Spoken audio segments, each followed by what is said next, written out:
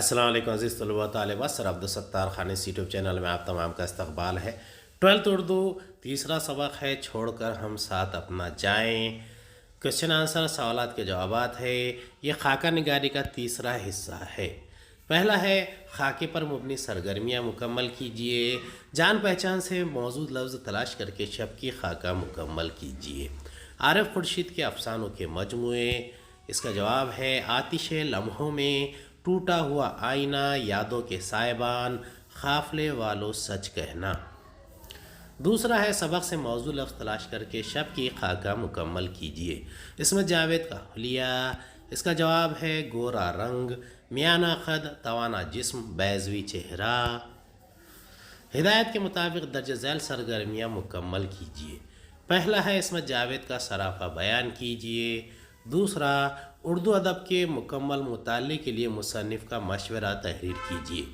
तीसरा शोरा के बारे में खाका निगार की राय के बारे में वजाहत लिखिए।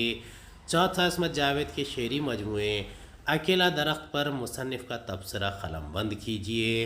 पाँचवा शब आहंग के पेश लफ्ज़ के बग़ैर शाये होने के सबब पर रोशनी डालिए।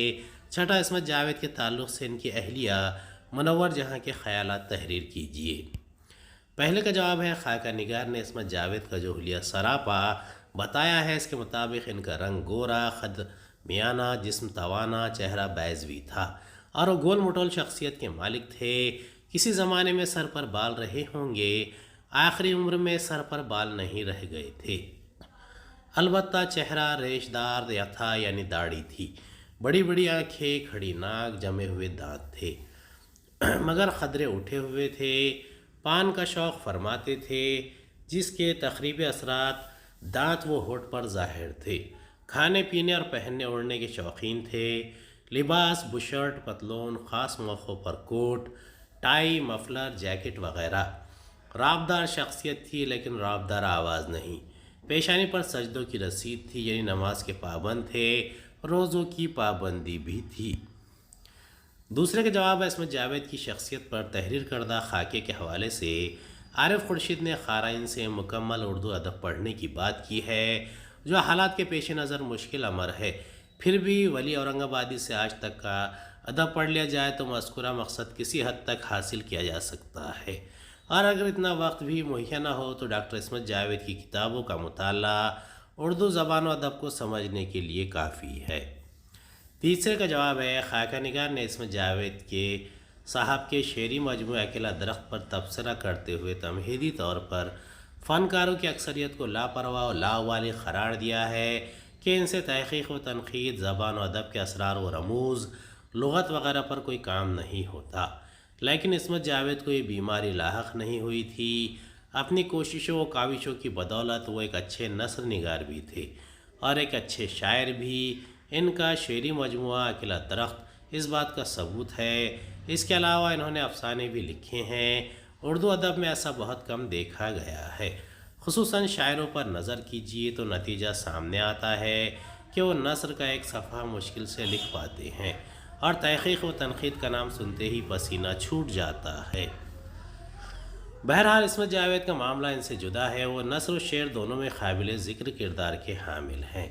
अकेला दरख्त पर इजहार ख़याल करते हुए खाका निगार ने कहा है कि इसका तर्ज़ बयान सरासर इल्मी है।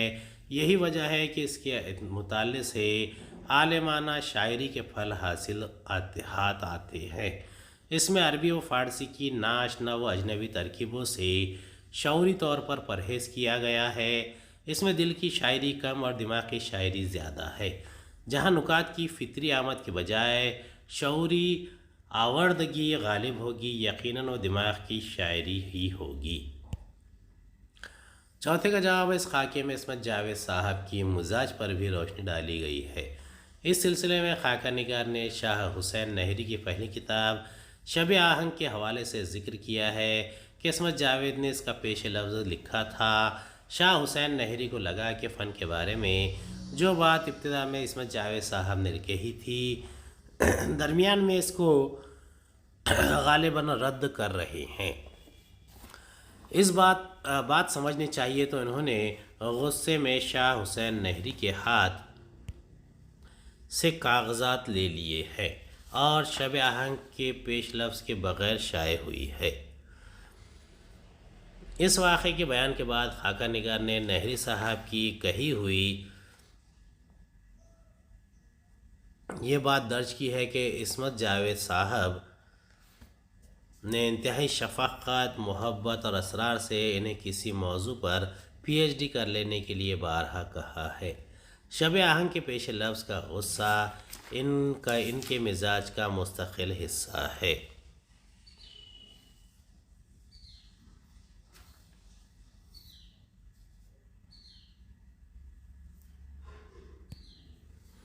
پانچویں کا جواب ہے انسان کی زندگی کے بنیادی طور پر دو پہلو ہوتے ہیں، ایک داخلی پہلو اور دوسرا خارجی پہلو۔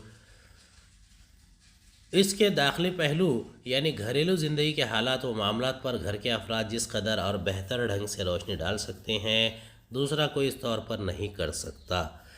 عارف خورشید صاحب نے عصمت جاوید کی اہلیہ منور جہاں صاحبہ کے تاثرات و خیالات بعنوان ڈاکٹر عصمت جاوید اپنے گھر میں سے چند سطرے خاکے میں شامل کر کے مذکورہ بالا موضوع کو نبھانے کی کوشش کی ہے۔ موصوفہ کے مطابق ان کے شوہر عصمت جاوید ایک معصوم، سیدھے سادے، شریف النفس، نیک طبع، سنجیدہ اور وسیع القلب انسان تھے۔ انہوں نے ان کے ساتھ زندگی بھر نیک برتاؤ کیا اور ان کے کاموں کی بہت تعریف کرتے تھے۔ اپنے شوہر کی گھریلو زندگی کے علاوہ ان کی شخصیت کی مجموعی حیثیت پر روشنی ڈالتے ہوئے کہتی ہیں کہ عصمت جاوید صاحب علم کا بہتا دریا تھے۔ وہ جو بھی مضمون لکھتے ڈوب کر لکھتے تھے۔ اورنگ آباد میں انہوں نے 35 سال گزارے۔ اس درمیان میں انہوں نے جتنا سیکھا اس سے زیادہ پڑھایا۔ ان کا تخلیقی رجحان ان کی اپنی بنائی ہوئی شاہراہ پر گامزن رہا، اس میں کسی کی تقلید روادار نہیں تھی۔ اگرچہ وہ قناعت پسند تھے لیکن حصول حق کی خاطر کسی قسم کی مصالحت کے لیے تیار نہیں ہوتے تھے۔ وہ مجلسی آدمی نہیں تھے، بے حد کم گو اور بحث و مباحثے سے دور رہنے والے انسان تھے۔ انہوں نے اپنی شخصیت کا قد اونچا کرنے کے لیے کسی بڑی شخصیت کو بیساکھی کے طور پر استعمال نہیں کیا۔ ان کی شخصیت کی اٹھان ان کی اپنی جہد مسلسل کا نتیجہ تھی۔ وہ انشا پرداز، شاعر، نقاد، ماہر لسانیات، مترجم اور بہت اچھے معلم تھے۔ وہ کئی زبانوں کے ماہر تھے جن میں اردو، فارسی، عربی، ہندی، مراٹھی اور انگریزی شامل ہے۔ چھٹے کا جواب ہے خاکہ نگار۔ خاکہ نگار نے پروفیسر عبدالستار دلوی صاحب کے عصمت جاوید کے فن پر کیے گئے ایک مضمون کے حوالے سے ان کے اور دلوی صاحب کے تعلقات کو اجاگر کیا ہے۔ کہتے ہیں عصمت جاوید صاحب بہت اچھے شاعر تھے، مطالعہ وسیع تھا، تنقید سے دلچسپی تھی، مگر زبان و بیان کے بارے میں ان کا طرز فکر روایتی تھا۔ وہ زبان کے تعلق سے جدید لسانیات کے اصول اور انداز فکر سے ہمیشہ مجھ سے اختلاف کرتے رہے۔ دلوی صاحب نے عصمت جاوید صاحب کے اختلاف کرنے کو کبھی برا نہیں مانا۔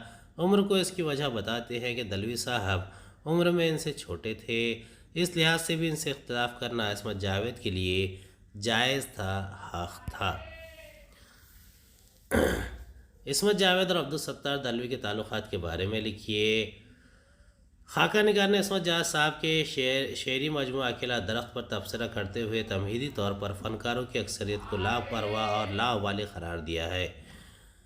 ان سے تحقیق و تنقید، زبان و ادب کے اسرار و رموز، لغت وغیرہ پر کوئی کام نہیں ہوتا، لیکن عصمت جاوید کو یہ بیماری لاحق نہیں ہوئی تھی۔ اپنی کوششوں و کاوشوں کی بدولت وہ ایک اچھے نثر نگار بھی تھے اور ایک اچھے شاعر بھی۔ ان کا شعری مجموعہ اکیلا درخت اس بات کا ثبوت ہے۔ اس کے علاوہ انہوں نے افسانے بھی لکھے ہیں۔ اردو ادب میں ایسا بہت کم دیکھا گیا ہے، خصوصاً شاعروں پر نظر کیجیے تو نتیجہ سامنے آتا ہے۔ اور نثر کا ایک صفحہ مشکل سے لکھ پاتے ہیں اور تحقیق و تنقید کا نام سنتے ہی پسینہ چھوٹ جاتا ہے۔ بہرحال عصمت جاوید کا معاملہ ان سے جدا ہے۔ وہ نثر و شعر دونوں میں قابل ذکر کردار عمل تھے، جبکہ عبدالستار دلوی وہ نئے طریقے طرز کو اپنانے کے قائل تھے۔ صحیح متبادل تلاش کر کے لکھیے۔ پہلا، اپنے آپ کو تنہا محسوس کرنے کا دور وظیفے کے بعد شروع ہوتا ہے۔ دوسرا، زبان خلق کو نخار خدا سمجھو۔ پہلے کا جواب ہے اپنے آپ کو تنہا محسوس کرنے کا دور وظیفے کے بعد شروع ہوتا ہے، ملاقات کے لیے ترسنا۔ دوسرے کا جواب ہے عوام کے خیالات کو خدا کا اعلان سمجھنا۔ درج ذیل جملوں کی استحسانی وضاحت کیجیے۔ پہلا ہے اکیلا درخت پر عالمانہ شاعری کے پکے پھل لٹک رہے ہیں۔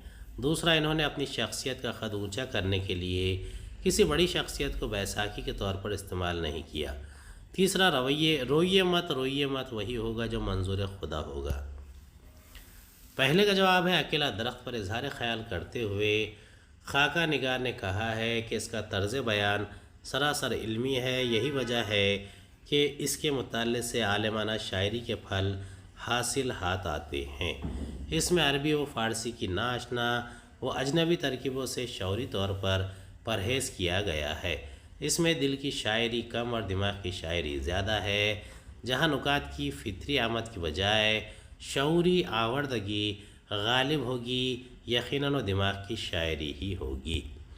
دوسرے کا جواب ہے عارف خورشید نے خاکے میں عصمت جاوید صاحب کی اہلیہ محترمہ کے مضمون کا کچھ حصہ نقل کیا ہے، جس سے ان کے شوہر عصمت جاوید صاحب کی گھریلو داخلی زندگی پر روشنی پڑتی ہے۔ اس کے علاوہ ان کی شخصیت کی مجموعی حیثیت کو بھی اجاگر کرنے کی کوشش کی گئی ہے۔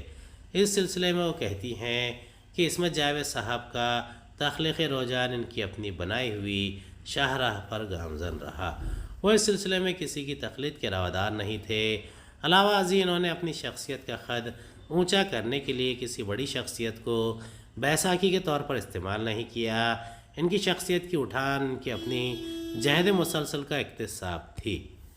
تیسرے کا جواب ہے عصمت جاوید صاحب کی زندگی کے آخری چند دن رہ گئے تھے۔ خاکہ نگار عارف خورشید اور شاہ حسین نہری ان کی عیادت کے لیے گئے۔ حالت بہت خراب تھی، کوئی امید نظر نہیں آ رہی تھی۔ شاہ حسین نہری رونے لگے، عارف صاحب کی آنکھیں بھی نم ہو گئی۔ حالت کی انتہائی خرابی کے باوجود عصمت جاوید صاحب نے ان دونوں سے بہت پرسکون لہجے میں کہا، روئیے مت وہی ہوگا جو منظور خدا ہوگا۔ اس جملے سے موصوف کا اللہ پر توکل اور طبیعت کا اطمینان ظاہر ہوتا ہے۔ امید ہے آپ کو ہمارا ویڈیو پسند آیا ہوگا۔ اگلی ویڈیو میں دوبارہ ملاقات ہوگی۔ خدا حافظ۔